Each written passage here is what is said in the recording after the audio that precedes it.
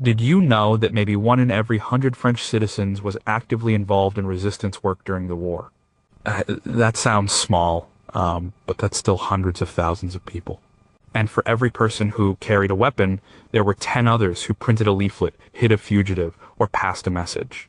Their war was fought in whispers, in shadows, on printing presses in damp basements, and in the quiet courage of saying no. We know some names: Jean Moulin, Charles de Gaulle. They are important, but what about the others? What about the American socialite who used her parties to gather intelligence? The statistician who hacked a census to save thousands? The art historian who secretly cataloged stolen masterpieces right under the noses of the occupiers? These are the stories that fill in the gaps. They show us that resistance wasn't just one thing. It was 1,000 different acts of defiance, big and small, carried out by people you would never expect. They were teachers, artists, priests, immigrants, and teenagers, and most of them were never recognized. Their stories were lost, or they were simply too humble to tell them. So who were these people, and what can their hidden stories teach us about courage? Number 15, could a census form be a weapon? Bureaucracy isn't exciting. It's forms, numbers, and procedures. It is the opposite of a battlefield. But in occupied France, one man turned the tools of bureaucracy into weapons of quiet, systematic defiance. His name was René Kermil. Before the war, Kermil was a pioneer. He was an expert in a new technology, punch card machines. Think of them as the great-grandfathers of modern computers. He saw how data could be used to organize and manage society. He was a man of numbers, not of weapons. When France was defeated in 1940, the new collaborationist government in Vichy knew about Kermil. They gave him a huge job. He was to create the new National Statistics Service. His first task was to conduct a census of all French citizens. The official reason was for administrative purposes, but Kermil understood the real goal immediately. The census was designed to identify people based on their religion and origin. It was a tool for persecution. The occupying forces wanted lists. They wanted to know who was who and where they lived. It was a monstrous task, and Kermil was supposed to be its architect. So he agreed. He took the job, and from the inside, he began his own war. He didn't refuse or protest publicly. That would have been useless. Instead, he used his expertise to sabotage the entire system from within. It was a brilliant, technical, and almost invisible act of resistance. His main weapon was the punch card itself. For the census, each person was represented by a card with holes punched in it. Kermil's team was responsible for designing these cards. The government wanted a specific column, column 11, to record a person's religion. This would have made it easy for a machine to sort the cards and instantly generate lists of people to be targeted. Kermil simply engineered the machines to never punch that hole. He told his superiors there were technical delays. He blamed shortages of materials, he created bureaucratic hurdles, he slowed the process down so much that the data was never fully processed or handed over in a useful way. The historian Jacques Semelin has written about this, explaining how Kermil's sabotage of the census was a key act of administrative resistance. He essentially gummed up the works of a system designed for destruction. Tens of thousands of people were never identified. They remained anonymous, hidden within the French population because a man of numbers decided to make the numbers lie. But he did more than just obstruct. He used the very same system for his own secret purposes. While he was delaying the census for the collaborationist government, he was secretly using his punch card machines to identify and mobilize a secret army. The armistice of 1940 had disbanded the French military, but Kermil had access to all the old military records. In his demographic department in Lyon, he secretly built a database of 200,000 demobilized but experienced soldiers living in the south of France. He compiled lists, addresses, and specializations. It was a shadow army ready to be called up. When the Allies landed in North Africa in November 1942, Kermil's data was used to quickly and secretly mobilize French forces to join the fight. The government that hired him to count people for persecution had no idea he was also counting soldiers for liberation. His work was incredibly dangerous. He was operating at the highest levels of the Vichy administration, surrounded by collaborators and officials from the occupying power. The National Statistics Service was a legitimate government body, but Kermil was running a resistance cell from its core. He recruited trusted people within the service to help him. They knew the risks. In February 1944, his luck ran out. Someone betrayed him. He was arrested in Lyon. He was interrogated and sent to a concentration camp. René Carmil died in Dachau in January 1945, just a few months before the end of the war. He was a quiet man who fought with data. He never fired a gun, but his actions saved countless lives and helped prepare a secret army. His name is not famous, but in the history of the French Resistance, he is a giant. What do we still not know about his operation? How many people inside the National Statistics Service were actively helping him, and how did he ensure their loyalty? Were there other smaller acts of data sabotage in regional offices that we have never uncovered? And what was the exact conversation, the precise moment when the collaborationist officials who hired him finally realized the man they trusted with their data had been their enemy all along? Number 14, who watched the art thieves. The Joe Dupont Museum sits in Paris, a beautiful building in the Tuileries Garden. During the occupation, it became something else. It was the central depot, a clearinghouse for stolen art. High-ranking officials from the occupying forces would come to the museum as if it were a department store. They walked through rooms filled with masterpieces by Picasso, Matisse, and Renoir, all plundered from French Jewish families and museums. They would pick out paintings to decorate their offices or send back home. It was a systematic, organized theft of a nation's cultural heritage. And every day, a quiet middle-aged woman named Rose Valland was there watching. Before the war, Rose Valland was an art historian. She was unassuming, not someone who stood out in a crowd. She worked at the Joe Dupont and was kept on after the occupation began, officially to help manage the collection. The occupiers saw her as a harmless administrator. They had no idea she was conducting one of the most audacious intelligence operations of the war. Her job was to keep track of the art, and she did it meticulously, but she did more than her official duties. She secretly recorded everything. She listened to conversations. She noted which official took which painting. She tracked the crate numbers, the names of the shipping clerks, and the destinations of the trains carrying the stolen art. She understood German but pretended she didn't. This was her superpower. The officials would speak freely in front of her, discussing where the art was going, which castle in Germany would house it, or which train was leaving that night. She memorized everything. At night, she would go home and write it all down on scraps of paper, which she hid in her apartment. Her work was a slow, patient accumulation of evidence. It wasn't about sabotage or combat, it was about memory. She was creating an archive of the crime in real time. This information was priceless. She passed her notes to the resistance. Her intelligence helped them delay or reroute trains packed with art. One of her most famous contributions came in August 1944, just before the liberation of Paris. She learned that a train, number 40,044, was being loaded with over 150 modern masterpieces, including works by Braque and Picasso. It was meant to be the last massive shipment of stolen art to Germany. She got the information to her resistance contact, J.J. Rateau. The French railway workers, already organized within the resistance, used this intelligence to stage a series of mechanical breakdowns, delaying the train until the Allied armies arrived and secured it. The art was saved. The story is told in the book, The Monuments Men by Robert Edsel, which highlights the broader effort to save European art. But Valland's role was unique. She wasn't part of a military unit. She was a lone operator, surrounded by the enemy, armed only with her memory and a notebook. The psychological pressure must have been immense. Every day she went to work and smiled at the men who were looting her country's treasures. She had to remain invisible, unremarkable. Any suspicion would have led to her immediate arrest and likely death. After the war, her secret records were essential. She worked for the Commission for Art Recovery and personally went to Germany to help locate and repatriate thousands of stolen artworks. She supervised the return of over 45,000 pieces. She saw the painting she had watched being stolen come home. Rose Valland was not officially recognized for her work for many years.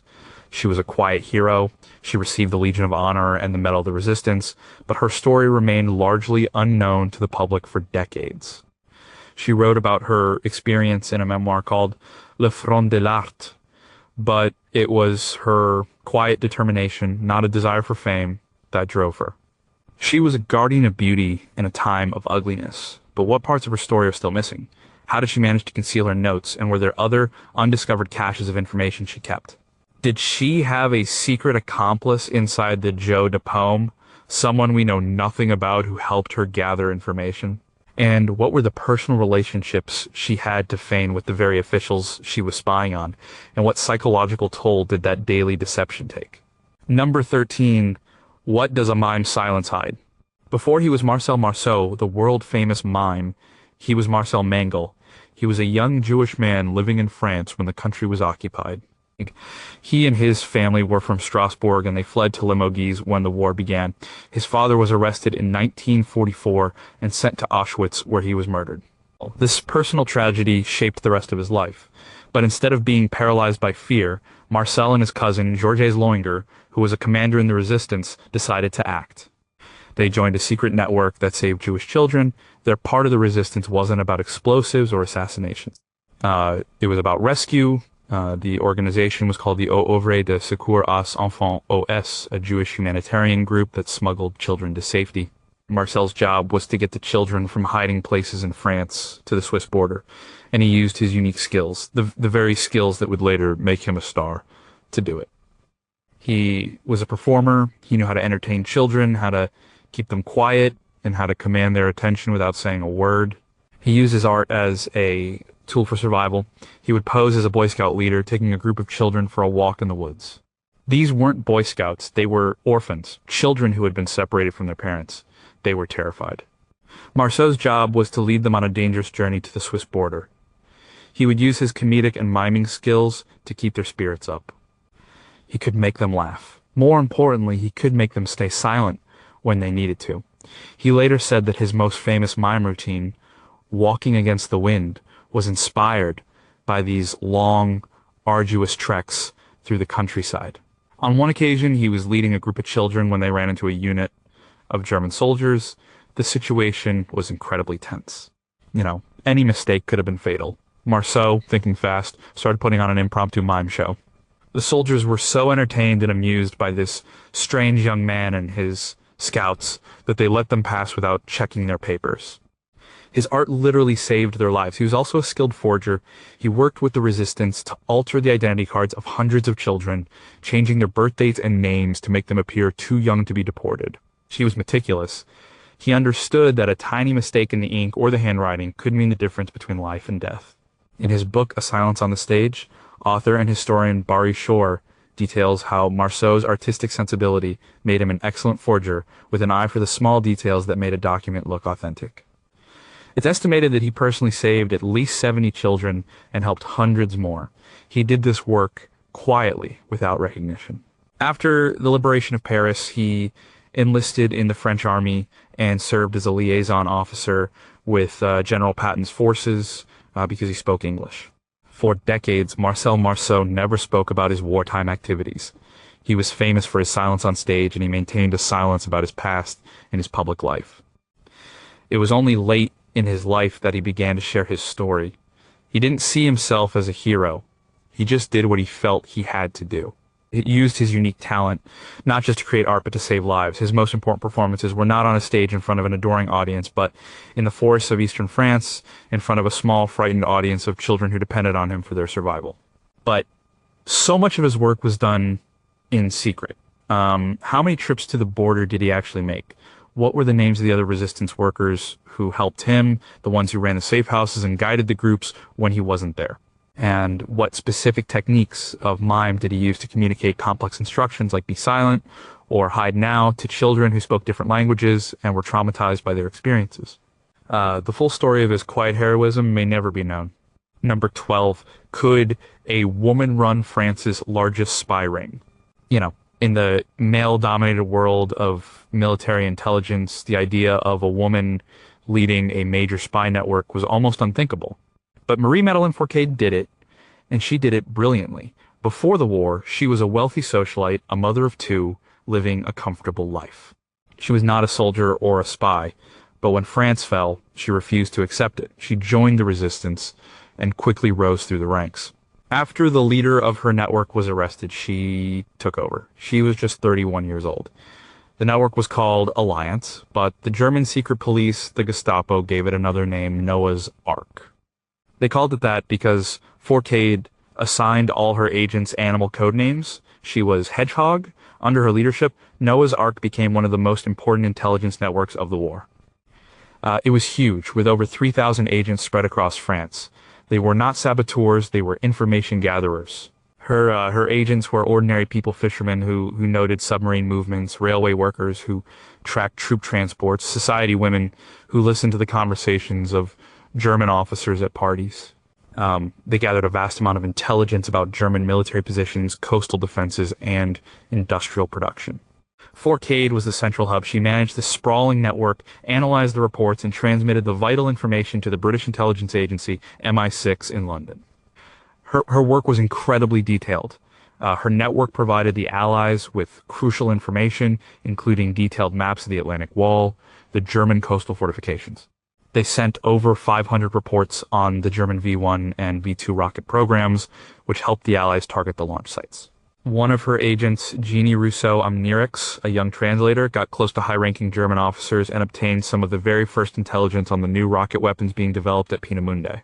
Forcade's network was a lifeline of information that directly influenced Allied strategy. Lynn Olson, in her book Madame Forcade's Secret War, paints a vivid picture of a leader who was both ruthless and compassionate.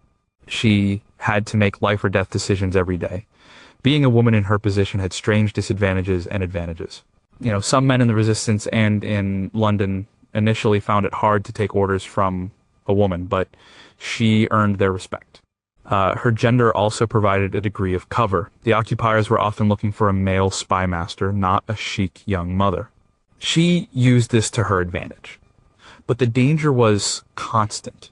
She was hunted relentlessly. She was arrested twice. The first time she escaped, the second time she managed to escape from a fortress by stripping naked, covering herself in grease, and squeezing through the bars of her cell window. It was an act of incredible audacity and desperation. She had to leave her children behind in the care of others, a personal sacrifice that weighed heavily on her.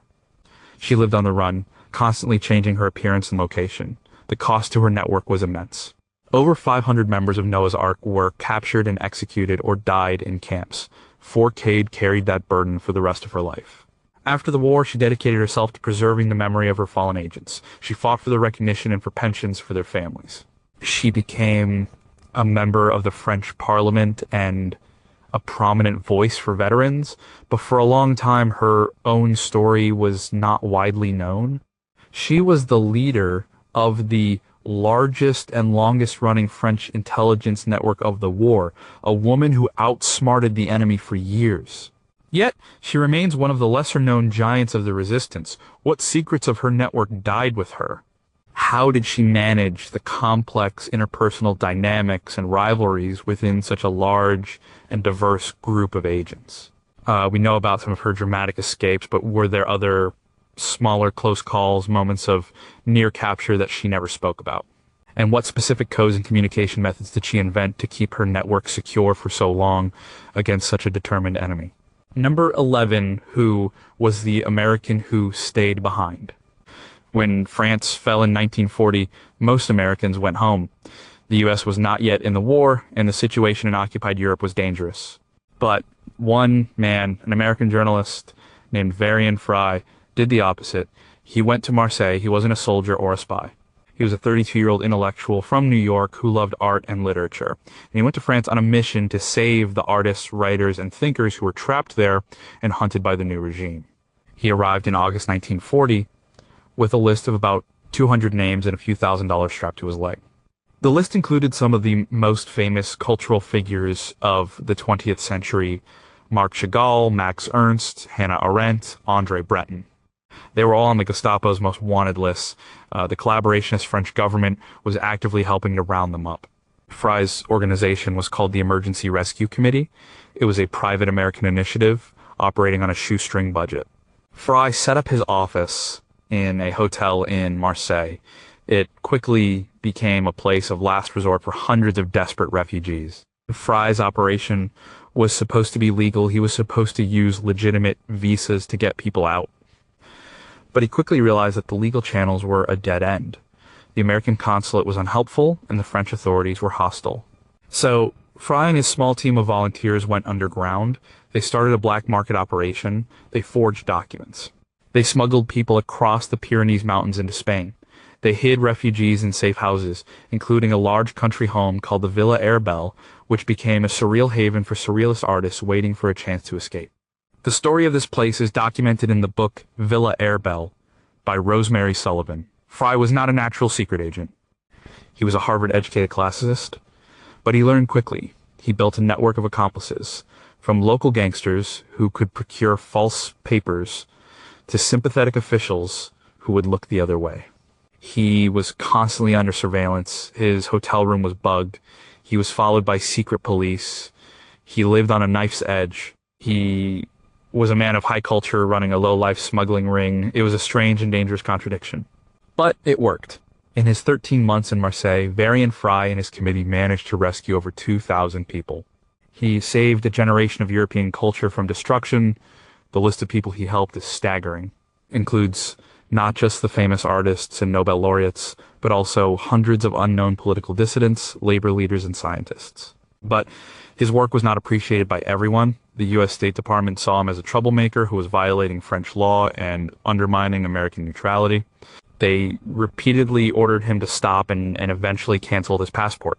In September 1941, he was arrested by the French police and deported. He returned to America a forgotten man. He tried to warn people about the escalating persecution in Europe, but few listened. His heroic work in Marseille was largely ignored for the rest of his life. It was only years after his death that his story began to be told. In 1994, he became the first American to be honored as Righteous Among the Nations by Yad Vashem, Israel's official memorial to the victims of the persecution. Varian Fry's story is a reminder that resistance can take many forms. It's not always about fighting.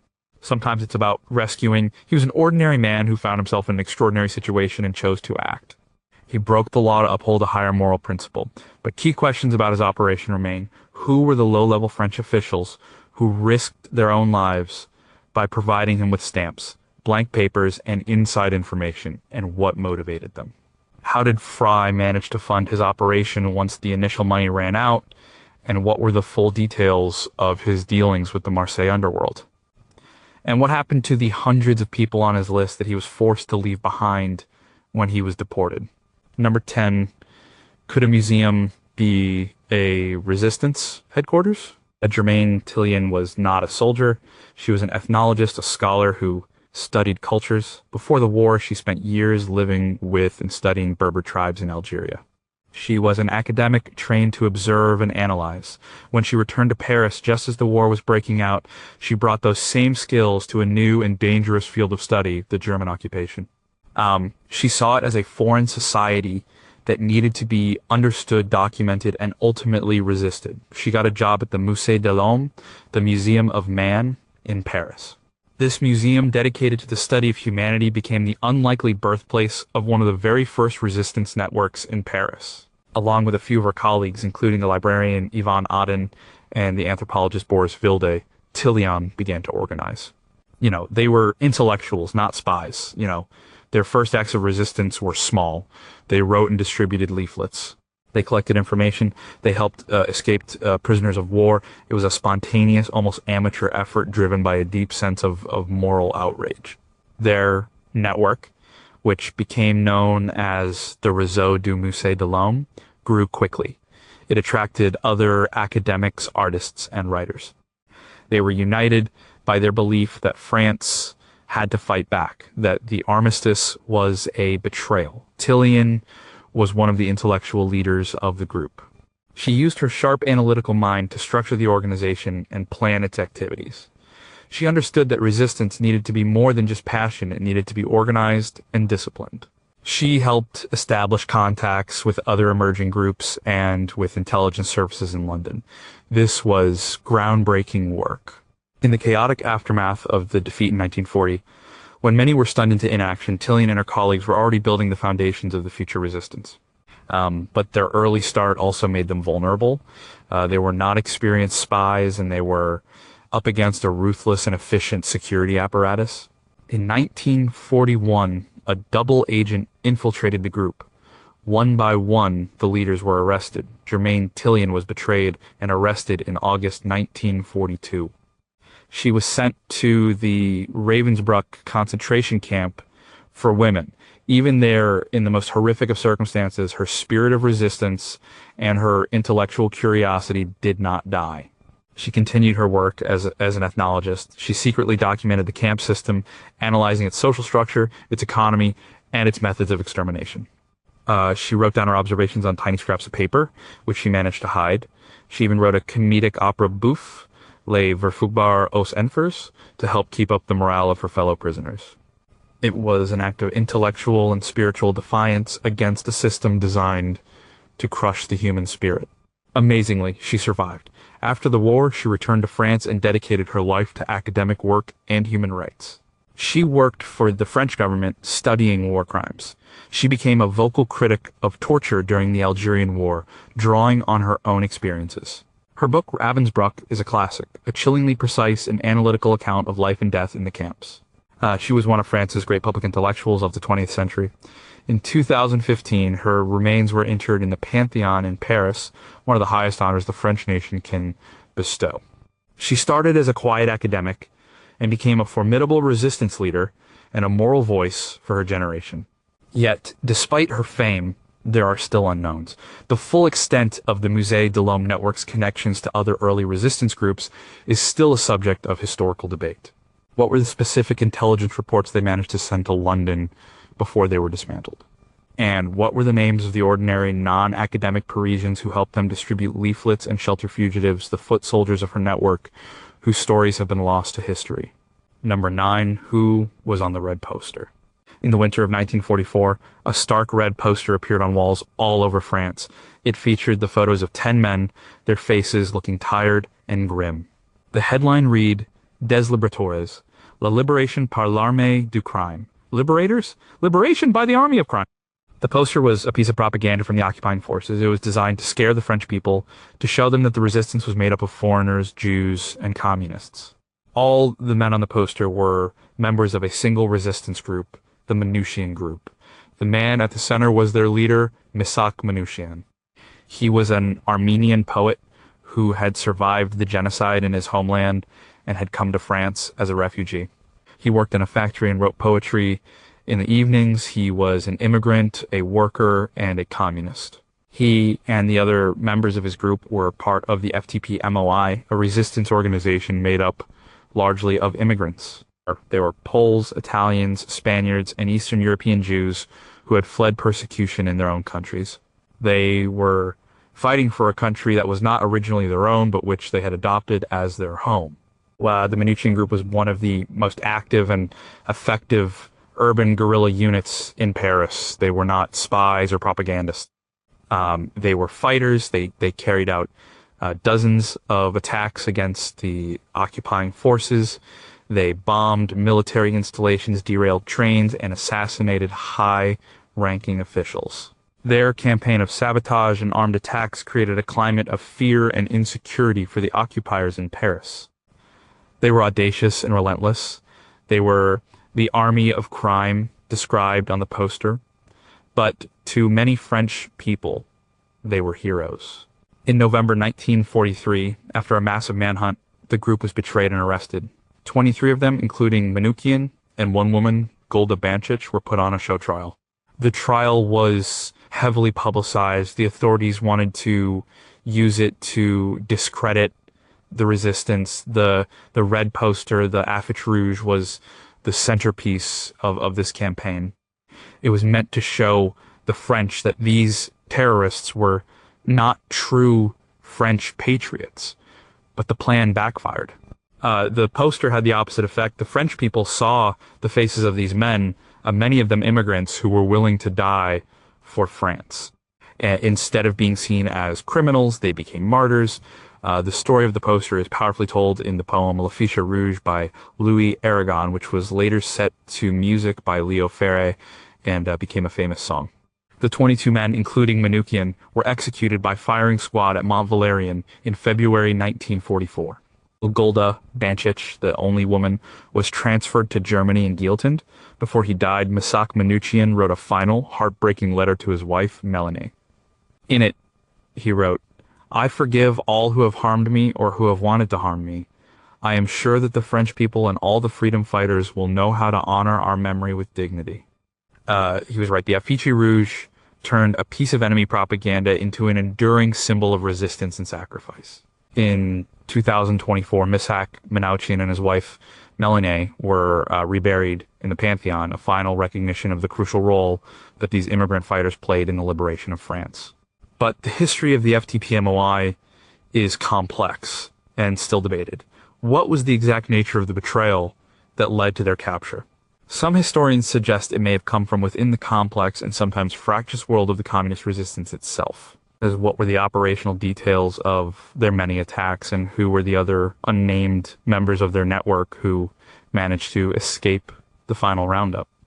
And what was the full story of the other immigrant resistance groups that operated across France, whose stories are even less known than that of the Manouchian group? Number 8, what did a general's niece do? The name de Gaulle is the most famous in the story of the French resistance, but it usually refers to Charles de Gaulle, the general in London. There was another de Gaulle, however, who fought her own battle inside France. Her name was Geneviève de Gaulle. She was the general's niece. And her story is one of quiet determination, incredible resilience, and a lifelong commitment to the values she fought for. When the war began, she was a young history student at the Sorbonne. Like her uncle, she refused to accept the defeat of France. She joined one of the earliest resistance groups, the Défense de la France. This group was started by a group of students and professors. Their main activity was writing and distributing an underground newspaper of the same name. It was dangerous work. They had to find paper and ink on the black market, operate a secret printing press, and distribute thousands of copies of the paper right under the noses of the authorities. Geneviève took part in all of it. She was a courier, a distributor, and a writer. The newspaper became one of the most important voices of the resistance, reaching a circulation of hundreds of thousands by 1944. Her famous name was both a shield and a target. It gave her a certain standing within the resistance, but it also made her a high-value target for the Gestapo. They knew who she was.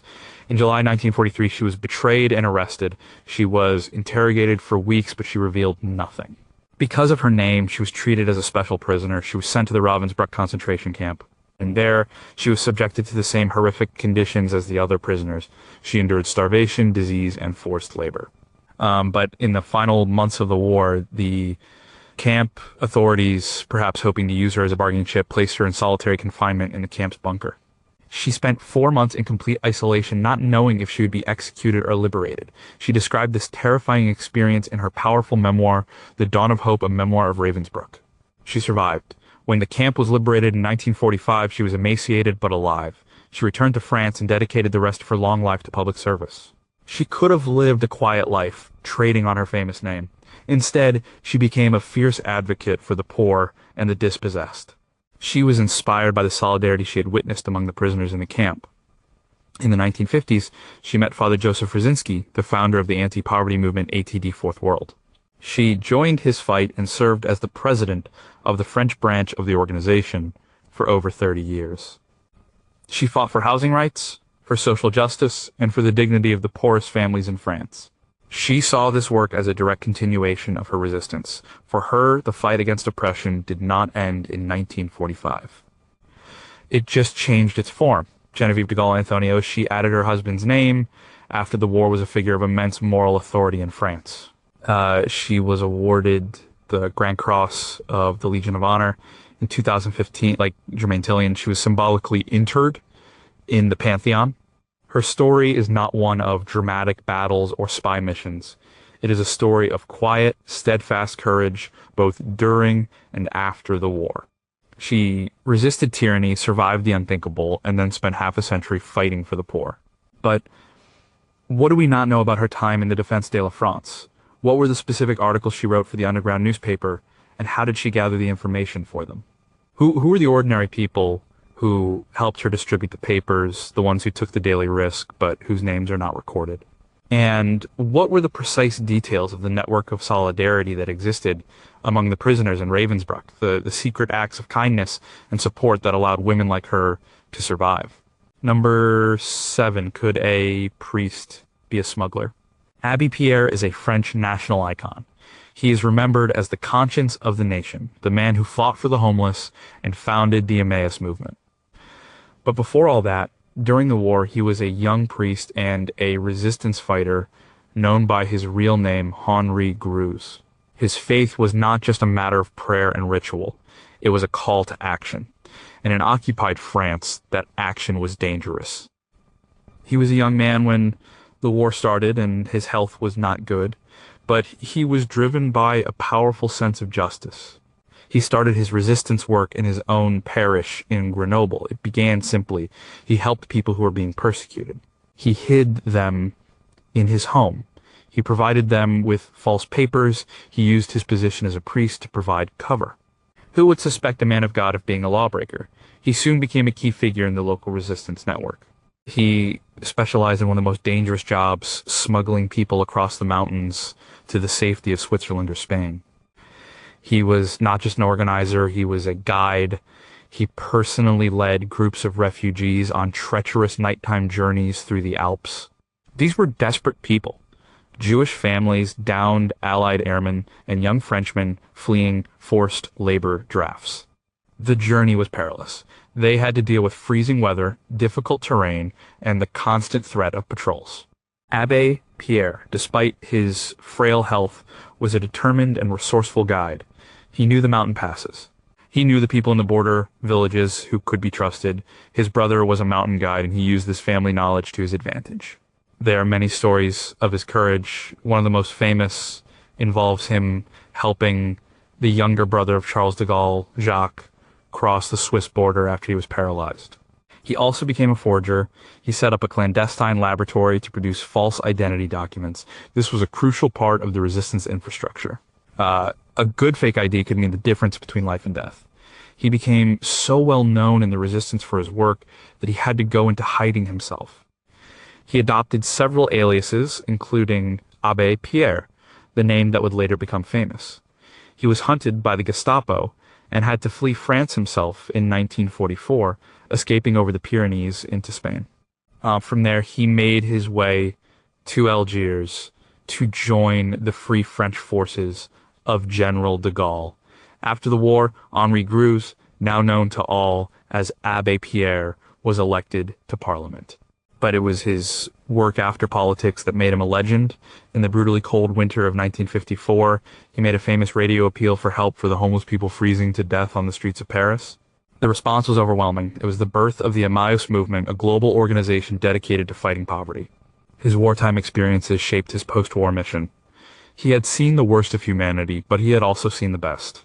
He saw the solidarity of ordinary people helping each other in a time of crisis. He tried to recreate that spirit of solidarity in his fight against poverty.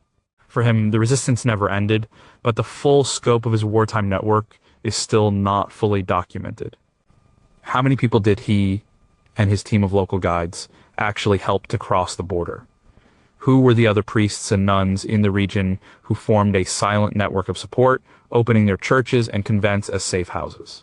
And what were the specific techniques he used to create such high-quality forgeries that they could pass inspection by suspicious border guards and police? Number 6, who was the Limping Lady?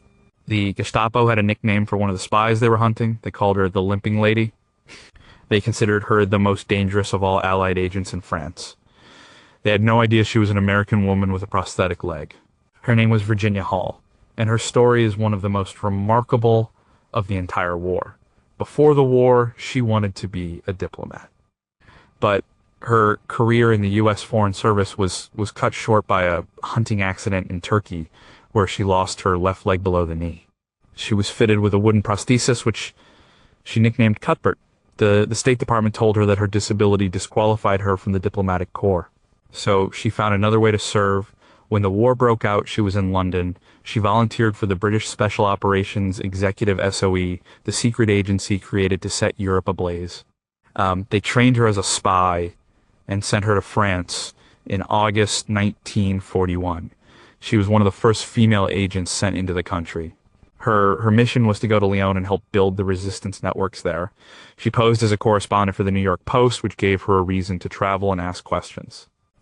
She was a brilliant organizer. She recruited agents, found safe houses, and organized supply drops. She was the central link for several major resistance circuits. She arranged for money and weapons to be parachuted in from London. She helped downed Allied airmen escape. She did all of this while dragging her heavy, clumsy wooden leg around with her. It was a constant source of pain and a major liability for a spy who needed to be able to move quickly and blend in. She was incredibly brave and resourceful. She used her wits and her charm to get out of tight spots. She was also a master of disguise. She changed her hair color, her style of dress, even the way she walked to alter the sound of her limp. But as her networks grew more effective, the Gestapo closed in. Their hunt for the limping lady became an obsession. By late 1942, it was too dangerous for her to stay in Lyon. Her network had been betrayed. She had to escape.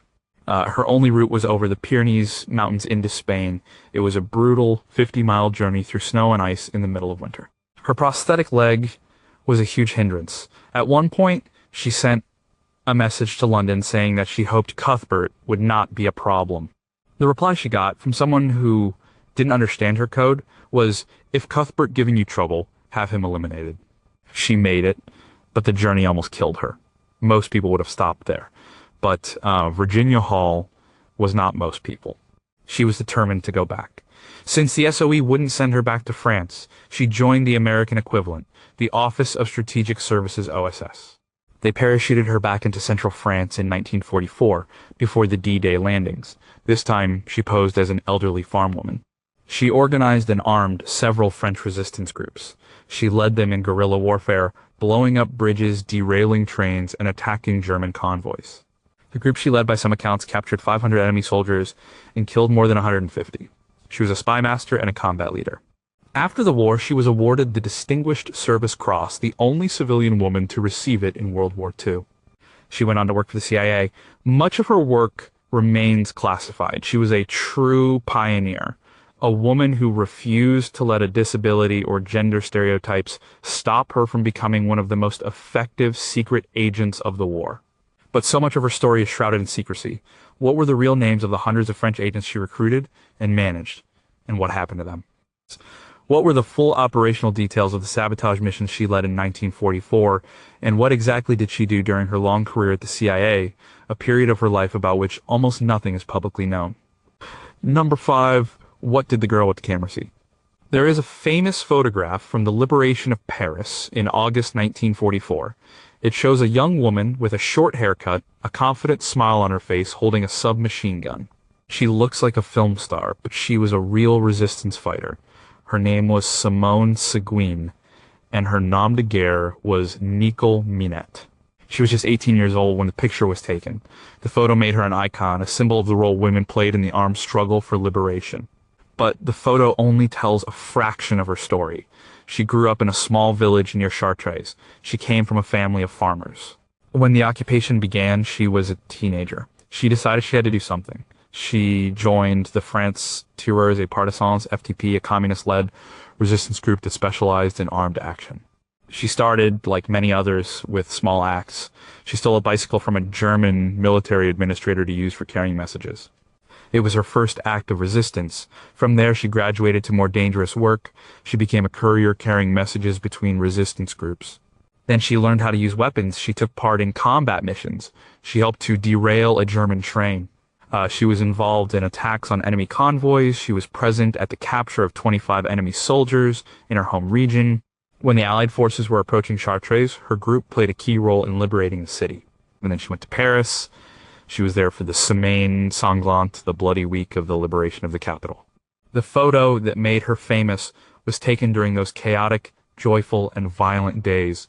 She was not just posing. She was an active combatant in the street battles that drove the occupiers from the city.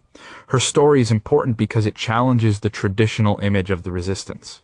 Women were often relegated to support roles in historical accounts.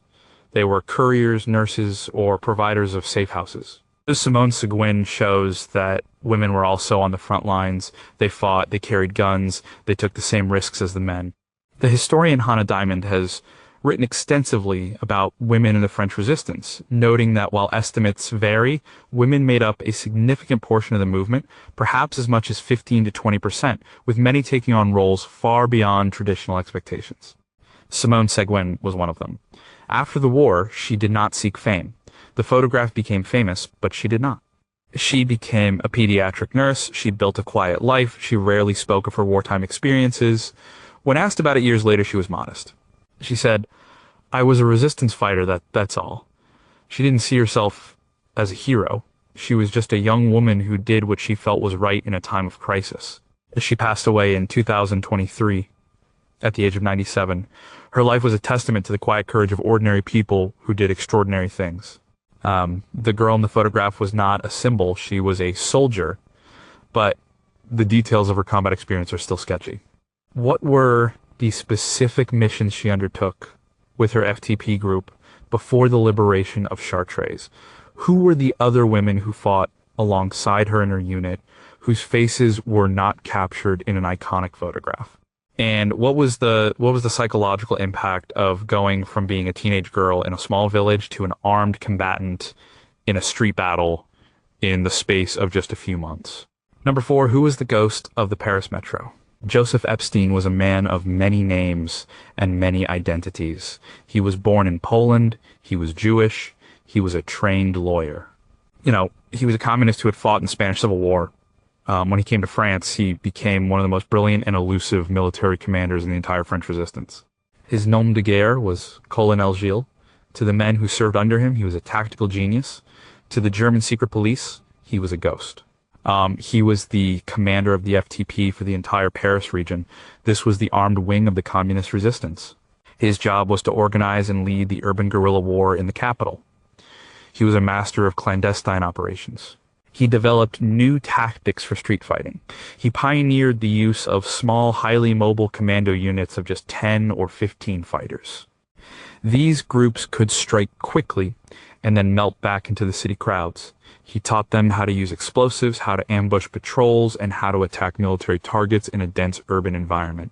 His methods were so effective that they were later studied by other insurgent groups around the world. He was obsessed with security. He insisted on strict compartmentalization. The different units under his command did not know about each other. He was known for his discipline and his rigorous planning. He led from the front, but he remained a phantom. He moved constantly, never sleeping in the same place twice. He used a network of safe houses and dead drops. Few people in the resistance even knew what he looked like. He was the invisible brain behind some of the most daring attacks in occupied Paris. Under his command, the Paris FTP became a formidable fighting force, tying down thousands of enemy troops who could have been used on other fronts. One of his most famous operations was a coordinated series of attacks on German guard posts and patrols in October 1943. Dozens of attacks took place simultaneously across the city, creating chaos and demonstrating the strength and organization of the resistance just when the occupiers thought they had it under control. It was a huge psychological blow to the occupying forces, but his success made him a top target. A massive manhunt was launched to find Colonel Gilles. In November 1943, the net finally closed. He was arrested at a secret meeting. The arrest came as part of the same wave of betrayals that destroyed the Manouchian group.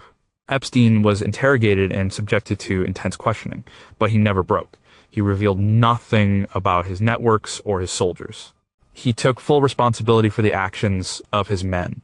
He was tried alongside Misak Manoukian and the other members of the Affiche Rouge group. He was executed by firing squad at Mont Valérien in February 1944. Even in death, his identity was a mystery to his executioners. They shot him without knowing they had just killed one of the most important military leaders of the French resistance. And his true identity was not widely known until many years after the war. The story of Joseph Epstein is a reminder of the crucial role played by foreigners and anti-fascist veterans from the Spanish Civil War and the French resistance. These were experienced soldiers who brought their military skills to the fight. but so much about him remains unknown. What were the specific tactical innovations he developed, and did he write them down in some lost training manual? Who were the key lieutenants in his command structure who managed to survive the war, and what were their stories? And what was the full extent of the relationship between his Paris-based FTP and other resistance movements in the city, an area of history that is still filled with political complexity and debate? Number 3, what was written in the secret diary? Helene Burr was a brilliant young student of English literature at the Sorbonne in Paris. She was 21 years old in 1942. She was in love. She loved music, poetry, and the intellectual life of the city. She was also Jewish, and her world was slowly being destroyed.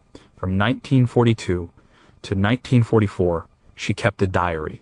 It was a detailed, poignant, and ultimately devastating account of her life under the occupation and the escalating persecution. Her diary has been compared to that of Anne Frank. It is one of the most powerful documents of the era. But Helene Burr was not just a victim who recorded her fate. She was also a resistance worker. She worked for the UGIF, the General Union of French Jews, an organization that was forced to work with the authorities, but which many of its members used as a cover for rescue and resistance work. Helene worked in the social service department. Her job was to help Jewish families who had been impoverished by the discriminatory laws. But she did more. She became a volunteer helping to rescue and hide Jewish children who were slated for deportation. She and her colleagues would go to the camps where children were being held, often separated from their parents, and try to smuggle them out. Her diary provides a unique dual perspective. On one level, it is the personal journal of a young woman dealing with the universal experiences of love, friendship, and intellectual discovery. She writes about the books she is reading, the music she is playing on her violin, and her walks through the streets of Paris. But on another level, it is a chilling eyewitness account of a society collapsing into barbarism. She describes the introduction of the Yellow Star, the public humiliations, the disappearances of friends and family members, and the constant gnawing fear. She writes with incredible clarity and honesty about her own struggle to maintain her humanity in the face of inhumanity. Her resistance work was quiet and dangerous. It was not about weapons or sabotage. It was about saving lives. Each child she helped to hide was a small victory against a system of industrial-scale murder. She knew the risks. She saw what was happening around her. Her diary entries become increasingly desperate as the net closes in. She writes about the moral dilemmas, the constant fear, and her determination to keep fighting, to keep helping. Her writing is a form of resistance in itself, an act of bearing witness. In March 1944, Helene and her parents were arrested. They were deported to Auschwitz. From there, she was sent to the Bergen-Belsen camp. She died of typhus in April 1945, just 5 days before the camp was liberated by British troops. She was 23 years old. For decades, her diary remained in her family, a private testament to a lost life. It was finally published in 2008 and became a bestseller in France. It gave a voice to one of the countless victims of the persecution, but also revealed the story of a courageous young woman who fought back in the only way she could. But the diary, for all its detail, leaves us with questions. What were the full details of the rescue network she was a part of, and how many children did they manage to save? Who were the non-Jewish families and individuals who provided the safe houses for these children, and what risks did they run? And what other acts of resistance did Helene Burr witness or participate in that she chose not to commit to the pages of her diary for fear it might be discovered? Number 2, why was the man in front of the firing squad smiling? It is one of the most haunting photographs of the 20th century. A man stands tied to a post. He is facing a firing squad. He is about to die, and he is smiling. The man is Georges Blind. The photograph was taken in October 1944 in the city of Belfort in eastern France. It was used as a propaganda tool intended to show the fate of resistance fighters. But like the Affiche Rouge, it had the opposite effect. The man's defiant smile turned a picture of execution into an icon of courage. But who was Georges Blind, and what is the story behind the smile? He was a firefighter in Belfort. He was also a member of the resistance. He was part of a network that helped escaped prisoners of war and Allied airmen get to safety in Switzerland. It was dangerous but essential work. In September 1944, as Allied forces were approaching, the local resistance planned an uprising to liberate the city. George's Blind was part of it. But the uprising failed. The occupying forces cracked down hard. They rounded up suspected resistance members. George S. Blind was arrested. He was taken to the citadel of Belfort and interrogated. He refused to talk. He would not give up the names of his comrades. To break him, his captors staged a mock execution. They took him out, tied him to the post, and had a firing squad take aim. They took the photograph at that moment. They thought the fear of imminent death would make him betray his friends. They were wrong. As the soldiers aimed their rifles, George S. Blind looked at them and smiled. It was a smile of pure defiance. A final, silent act of resistance. The execution was a fake. The soldiers fired, but they aimed to miss. He was sent back to his cell, but his ordeal was not over. A few weeks later, he was deported to a concentration camp in Germany. And George S. Blind, the man who smiled in the face of a firing squad, did not survive the war. He died in the camp in late 1944. The photograph, however, did survive. It was found after the liberation of Belfort.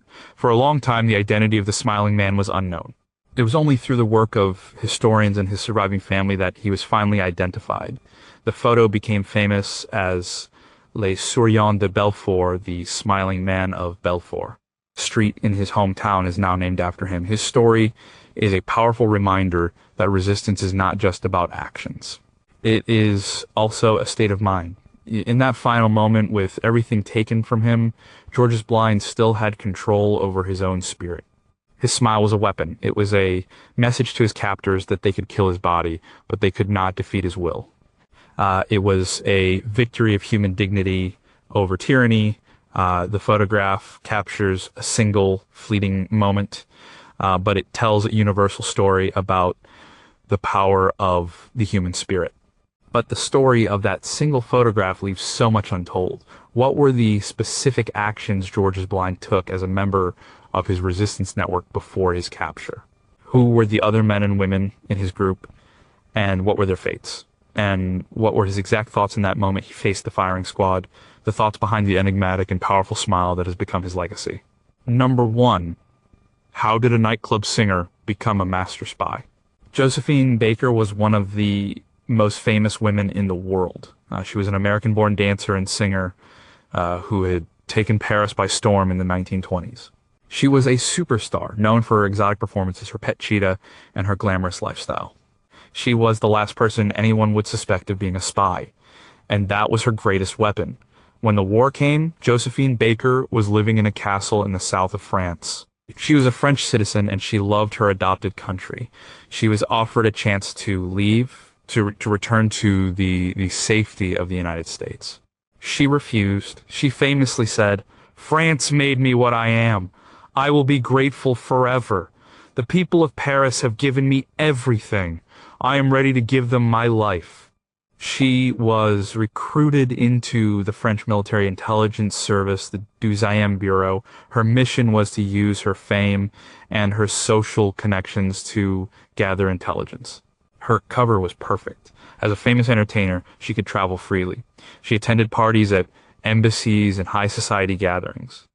She charmed diplomats, Italian officials, and even German officers. They saw her as a flighty, apolitical entertainer. They spoke freely in front of her. She listened. She remembered everything. She would write down the information she gathered in invisible ink on her sheet music. Her fame was her shield. No one would dream of strip searching Josephine Baker. She did more than just gather intelligence. She used her castle, the Château des Mélandes, as a safe house for the resistance. She hid weapons in the basement. She sheltered people who were fleeing the persecution. She was a crucial link in the chain, moving information and people. She undertook dangerous missions across Europe and North Africa, all under the guise of her singing career. She smuggled secret documents pinned inside her underwear, again counting on her celebrity to protect her from scrutiny. Her work was recognized at the highest levels.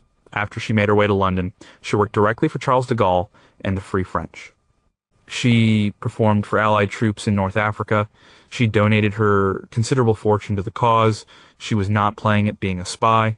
She was a dedicated and effective agent who took enormous personal risks. The physical and emotional strain took a toll on her health, but she never stopped.